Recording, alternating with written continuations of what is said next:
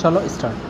বলছে যদি অ্যাসিডের তীব্রতা বাহির করতে বলে তাহলে কোন অ্যাসিডের তীব্রতা বেশি, কোন অ্যাসিডের তীব্রতা বেশি। এখানে H2SO4, এরপরে হচ্ছে HClO4, এরপরে হচ্ছে HNO3, এরপরে হচ্ছে H2SO3। এবার দেখো এটা বাইর করার শর্টকাট নিয়ম হচ্ছে, অথবা আমরা দেখবো যে কেন্দ্রীয় কী আছে, এখানে হচ্ছে সালফার একটা সবগুলার কেন্দ্রীয় জারণ মান বাইর করব, যার জারণ মান বেশি সে তার তীব্রতা, সেই অ্যাসিডের তীব্রতা সবচেয়ে বেশি। তাহলে দেখো এখানে আছে H2SO4, ঠিক আছে। তাহলে H2SO4 থাকলে আমরা জানি অক্সিজেনের জারণ মান -2, ঠিক আছে। আর হাইড্রোজেনের জারণ মান হচ্ছে +1।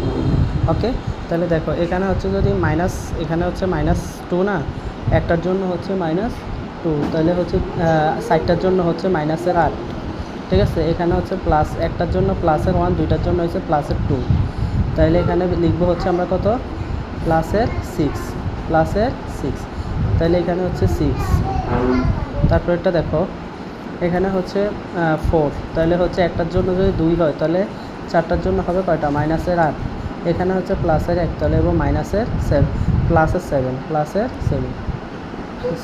তারপরে এরপরটা দেখো, এটা হচ্ছে HNO3 নাইট্রিক অ্যাসিডটা কীভাবে লিখবো, এখানে হচ্ছে একটার জন্য হচ্ছে 2, তাহলে তিনটার জন্য হচ্ছে 6, তাহলে -6।